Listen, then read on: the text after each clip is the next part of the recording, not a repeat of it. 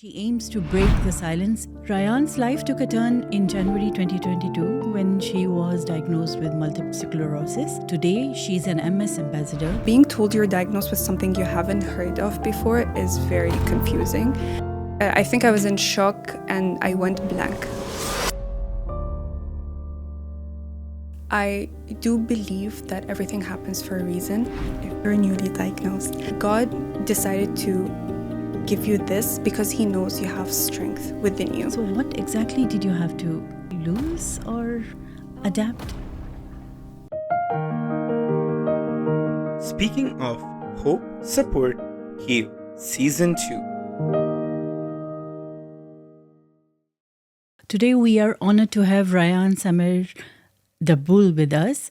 By profession, Rayan is a senior marketing content creator, but today she is here to tell her story from her perspective. Rayan's life took a turn in January 2022 when she was diagnosed with multiple sclerosis. Today, she's an MS ambassador and she aims to break the silence and empower each other, people with MS, to face this condition with combined strength and resilience. Our conversation promises to be enlightening and inspiring, offering valuable insights into living with a chronic condition and the importance of support and advocacy in healthcare. Hello and welcome to Speaking of, Rayan. How are you doing today? Good, alhamdulillah, good, very good. Thank you so much for agreeing to be part of our podcast. And without taking a lot of time, I just want to dive deep into the questions. Mm-hmm. You were just 22 when you were diagnosed with your condition. Correct. So what happened then? What was going on in your mind? What were the thoughts? Did you know what MS is? What were you told? There must have been a rush of emotions as well. What happened then? Rush of emotions is the perfect description of what happened at the moment.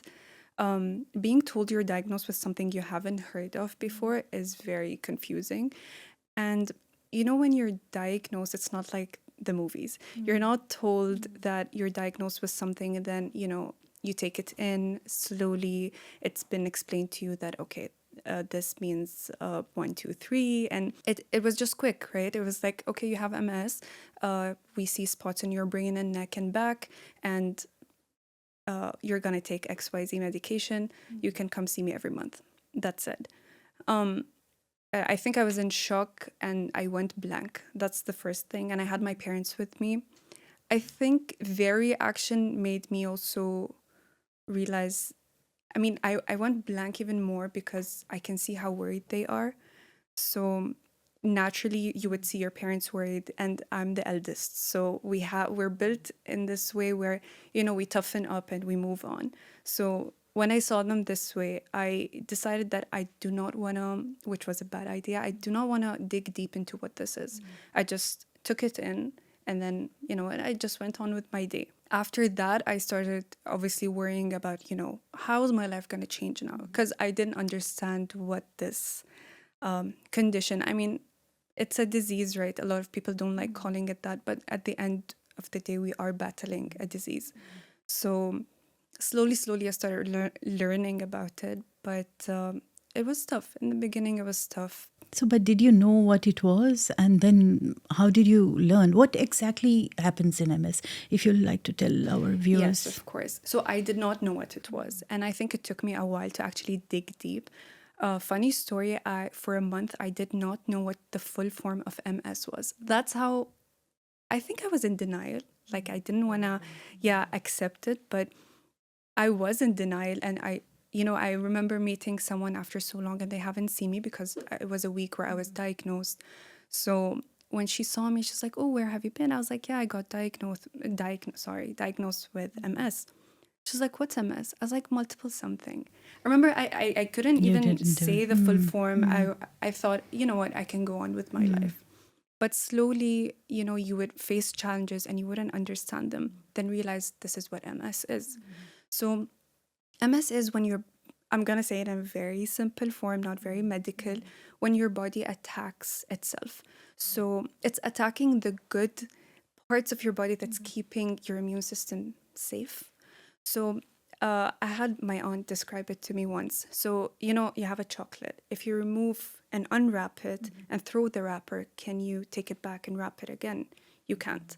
So what MS does, it like when myelin, which is the substance that covers our nerves, when that's damaged, that's how MS is created technically. So people with MS don't have myelin. Therefore, our nerves are very sensitive. So we don't have anything that covers our nerves. And that's very challenging. You don't think it would be at first because, the doctors tell you, you're fine, you can live your life normally. But that's not true. Obviously, you have to adapt it. And So do you react to light, sunlight? I mean, if nerves are strong sound, what? so heat, extreme Okay. heat or extreme cold. And again, a story for this. So because doctors don't want to freak you out, so what they tell you is that, you can live your life normally.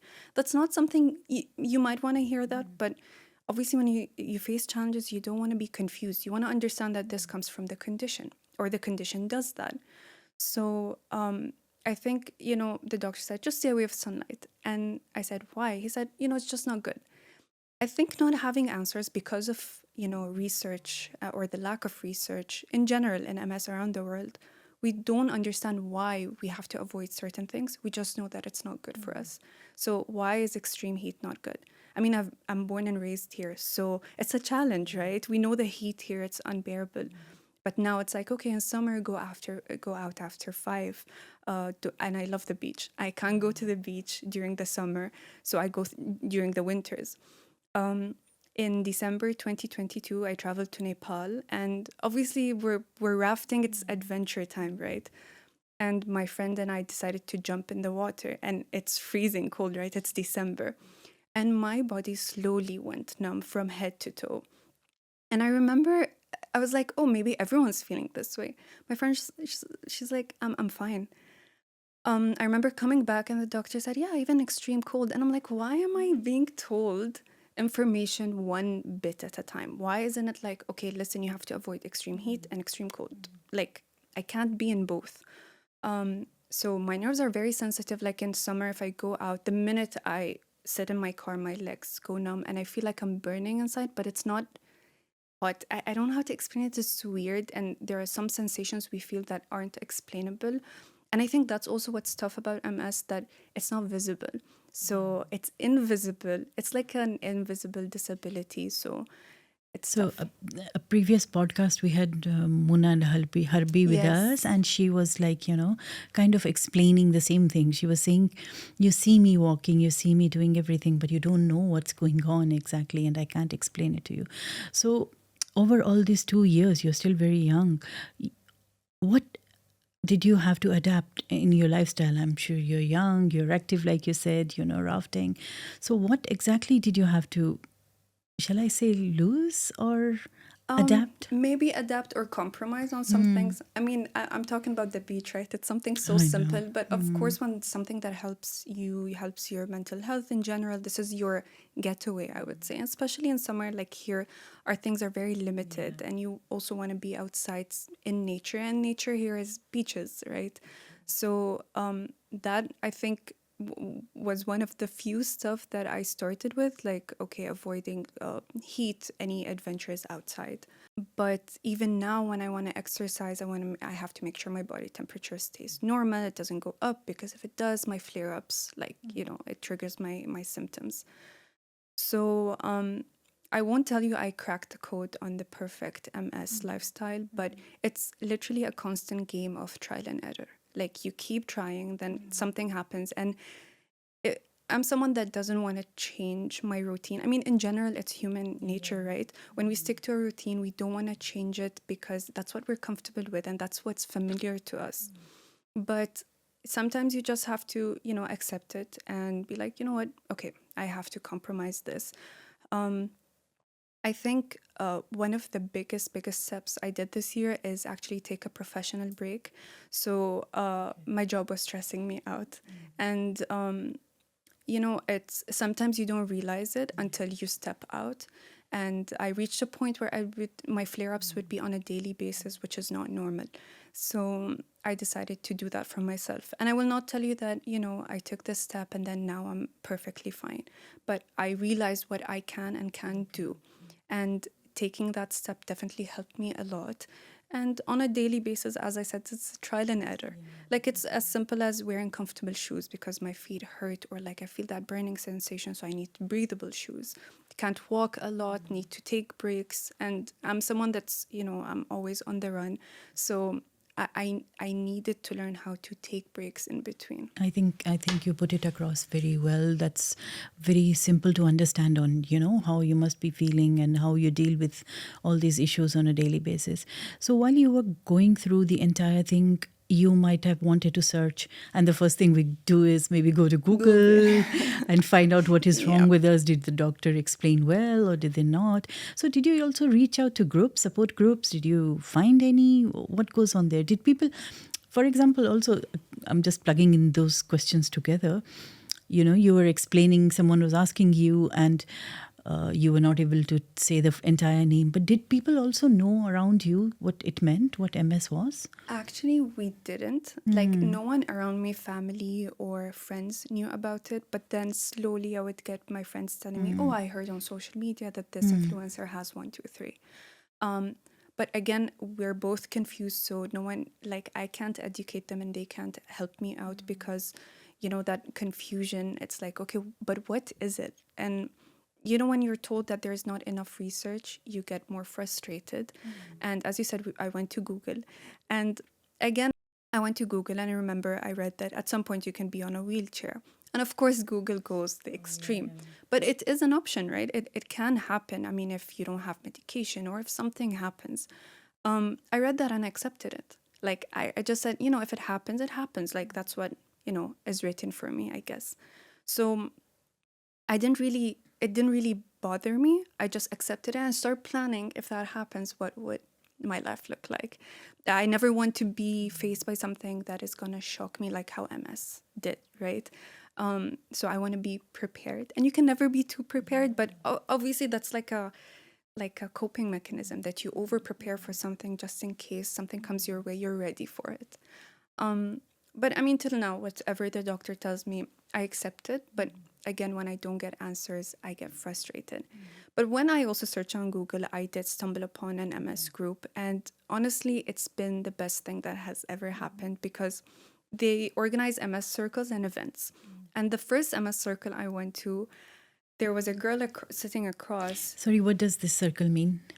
Oh, if so I ask? it's like, a support group. You know Okay. how they sit in a circle and then everyone shares their story. Okay. So it's the same exact thing, but like people with MS or people who have relatives, or like, let's say I take a relative for them to educate themselves on this, because of course it helps having people around you understanding what that is. And I remember the girl sitting across said, I feel 1, 2, 3. And I was so shocked how someone felt the exact same thing and articulated it in few words. And I couldn't even express it because no one would understand it. And then someone literally in their 50s, he said, yeah, I mean, I've had it since 2004. I was misdiagnosed this many years. And you feel seen and heard. You feel like you're not alone. And at that moment, I knew that this is what I want to, like, this is the community that I belong to, in the sense that MS is giving me that strength to actually surround myself by people who would understand. I mean, it again, right? We're always friends with people who understand us. We surround ourselves with these people in everything in life, right? So it's the same thing. This is a struggle, and someone that, has the same challenges would understand without you saying anything. And she also shared something that I thought I was the only one who does that, but you know how the MRI scan has very loud sounds. And what it does is it changes the pattern of the sound every 30 seconds to a minute. And it's super loud. So what I do is that I make a beat out of it. And it's like rock and roll beat because it's so loud. Okay. But I do that just for time to pass by, because it's an hour to an hour and a half. You're in this tube and I'm claustrophobic. So, you just have to, figure it out. You can't do much about it. And she said the same thing. And she said, the beat of the MRI, I just make music out of it. And I'm like, this is where I've needed to be from the very beginning, because I heard a lot of, things that, okay, there's a cure for MS, but there isn't. Like, so far, there isn't. And again, because I've accepted it, so I'm okay with that. Like, I'm okay to adapt my life. I can't sit and wait for a cure. and put high hopes on something that might not happen. So yeah.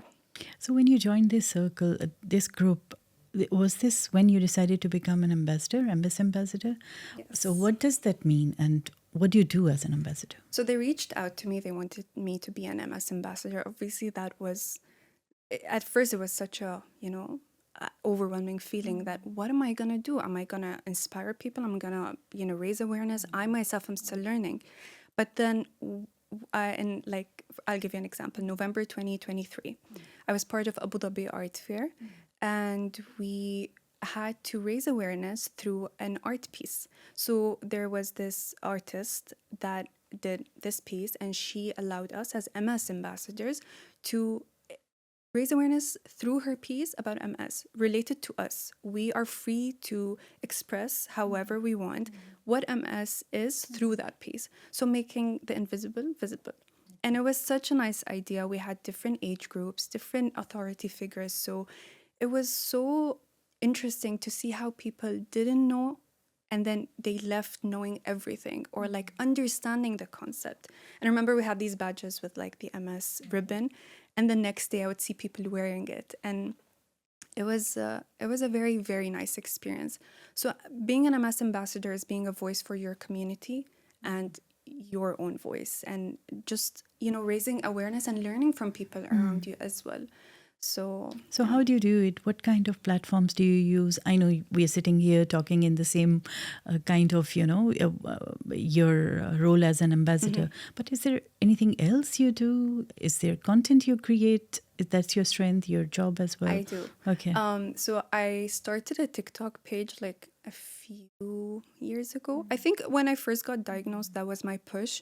And I do like random content plus, but mainly did it for the MS awareness. So every now and then I would grab people's attention with, sharing a story or a struggle or something.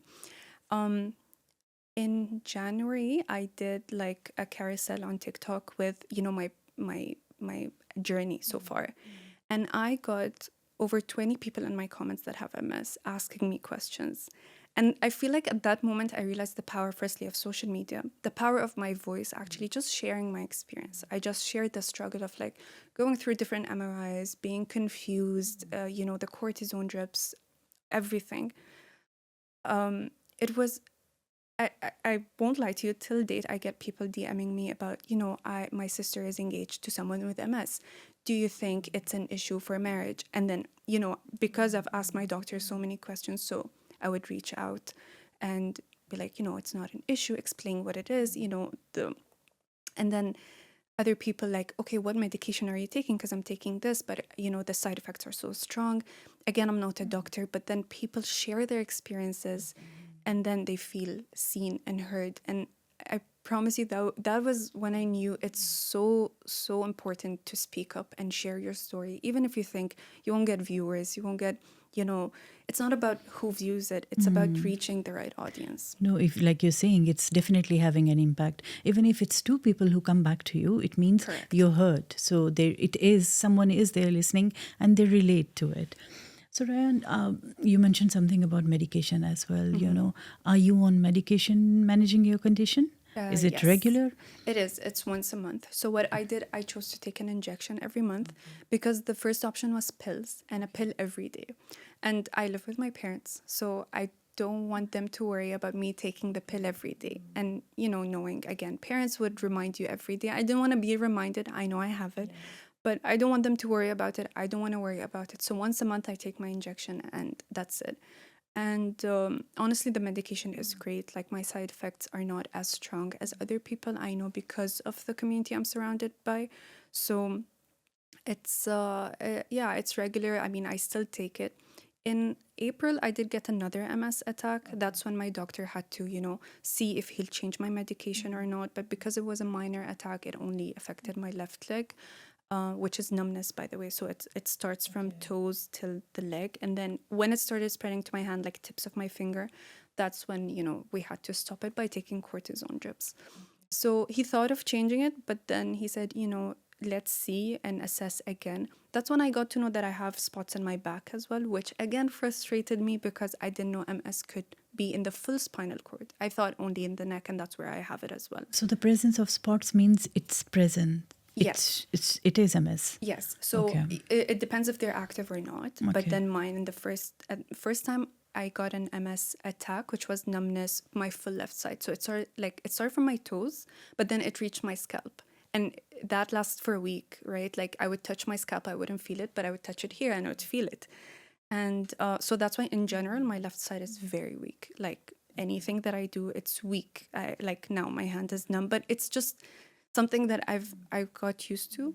But yeah. So tell me about the medication. It's once a month and all that. So is the affordability and availability of this medication, is it a challenge? Definitely. It is? Yes. All I right. think we live in a country, alhamdulillah, that, availability is not an issue, but the affordability is an issue, definitely. And these numbers are insane, right? You wouldn't know that there are medications that reach that much, but because MS is rare and it's not something that has so much research, so affordability is the biggest challenge, but yeah. So is this how you reached out to Axios International? You know what we do as a Yes. company is give access to healthcare and all that. Yeah. So tell me your journey as a patient of reaching out to Axios and how Axios helps you in all this. At first, when my doctor told me, I didn't know there's such thing. Like I didn't know that someone could actually help me and make me stress-free, at least from that, because when you don't have to worry about the affordability and availability of a medicine, you can manage other things. It will be tough, but you can manage it. But then when you're worrying every month about how much you're going to pay for certain medications, it's a hassle. But my doctor told me that, Axios does help with 1, 2, 3, and that's how I reached out. At first, I reached out for help with taking my injection, so I would have someone every month come and help me take it, but now I take it myself. So after that, I reached out to, understand what programs you guys have, and that's how I got to know different programs, etc. And Axios helps me with the affordability of the medicine most of the year, and then I cover only a very few. That helped me a lot. That I completely understand. I mean, when we work in such a company and we see the impact it has on patients, it makes us, even as employees, it really impacts us as well on the kind of journey, if you're giving support to a patient where it is needed most. Yes. So I'm very happy to hear that Axios has an impact on that definitely. thing. So Rayan, also like we are sitting here, we are talking about it, we are communicating, we are kind of educating, we'll put this out on social media. Bigger picture, how does education and communication help patients? Let's talk about it in general. Yes, MS is what you are the ambassador for, but like a patient, if you are being educated and communicated on the right way of managing, your condition, how is it helpful? Or is there a gap? Is there a challenge somewhere which needs to be filled? I think my challenge at first was the tactic that, my previous doctor used to do, which is giving me information one bit at a time. So if I'll face the challenge, then he'll tell me, oh, this is part of MS. This was very frustrating for me. So this is like really, maybe the doctor was not sure on... I mean, even my medication, right? I took it and I said, are there any side effects? I mean, like any medicine, but I need to be prepared. You need and to he know. said, and he said, I don't tell my patients what the side effects are because they'll think about it and then they'll manifest it. I mean, it's psychology, but it doesn't work when it comes to something that we're already confused about. I'm already confused what this condition is. I don't want to be more confused when something happens and I'm like, Playing the guessing game. Exactly. So, And it's not like you're going to rush to the hospital every single time or like, call a doctor. You need to, as we talked about adaptation, right? So I need to understand like, okay, listen, MS comes with these many challenges. This is how you can work around them. These are support groups you can reach out to, but you can't tell me information one bit at a time. Or like after I told you about the Nepal rafting story. That was very scary. I'm traveling, right?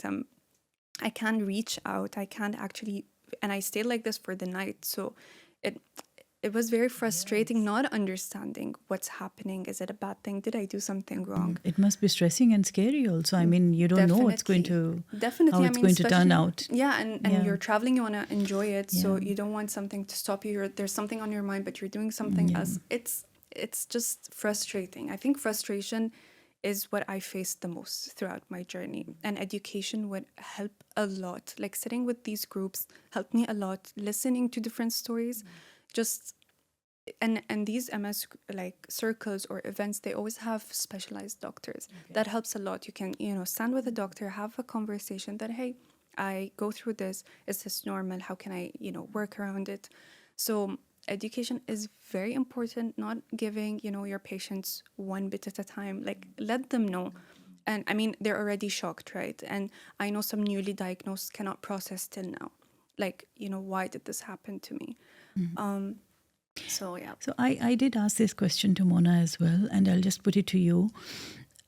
Is the healthcare system ready in the sense to support MS patients? What has your journey been in the 2 years? Do you think there has been ready? I know you're giving me the experience of the doctor who's not giving you enough information. I'm sure you wish for someone to explain everything to you. But on the overall, is the healthcare system ready to support this? I don't think it's fully ready. I mean, there's always room for improvement in general. I'm just lucky that now I'm able to just have like my doctor that's very supportive, explains everything to me. So now it's not a challenge anymore. However, it's not ready. No, I think there's sometimes when the nurse, like in general, like any hospital, is checking my BP and she's asking about any conditions, I'm like MS, and they'll pause, and I'm like multiple sclerosis, and they'll pause, and so it shows that there's not enough information about it, is it? correct. And if we link again education and healthcare, I think in general, like even workplaces, awareness, right? probably, Yeah, like it awareness. Definitely, we lack awareness when it comes to MS. If I personally never heard about it until I was diagnosed, then that says something. I understand. All right. Thank you so much, Rayan, for giving your time. Is there anything else you'd like to add? You think, is going to give our viewers that little insight into what your day is like as an MS patient, or, what they can do if they have MS, who they can reach out to, any kind of help you would like to add to this? Yes. I think I always say this whenever I'm asked about MS, and it might sound cliche, but I do believe that everything happens for a reason. And when, if you're newly diagnosed, God decided to give you this because he knows you have strength within you. So some people that reached out to me said that, they're very weak. They don't think they can handle it. But you're only given something that you can handle. The strength is somewhere inside of you. It just needs to be triggered and it'll come out. And maybe, of course, it's not the best thing. We don't want to be diagnosed by something, but we need to accept it. We need to adapt our life. And I don't have something specific to say or follow this or have this routine. I think everyone's life with MS is different. Everyone adapts it to what works for them. But the most important thing is, if you're newly diagnosed, please, please, please take that rest and actually listen to your body and give it what it needs. Because at first I would not listen to it and I'm like, you know what, I'm fine. I need to go on with my day like how I used to. But listening to your body will help you mentally as well. And if you're struggling with that, which you will face a lot of, I think mental challenges happen a lot, and it's not spoken about. Do reach out to professional help. Definitely. I've done that and it helps a lot. So. Thank you so much, Rayan. That's a very useful advice, telling people to reach out. There is always help for them and all that, especially in the initial stages of the condition when you don't know how to manage, when you're lost yourself. So I'm very sure our viewers are going to find this very helpful. Again, we thank you so much for being part of Axios podcast. Thank you. And Thank you as well. It was a pleasure speaking to you. Thank you. Thanks Pleasure again. too. Thank you so much. Thank you for having me. Thank you. Axios, transforming access to healthcare.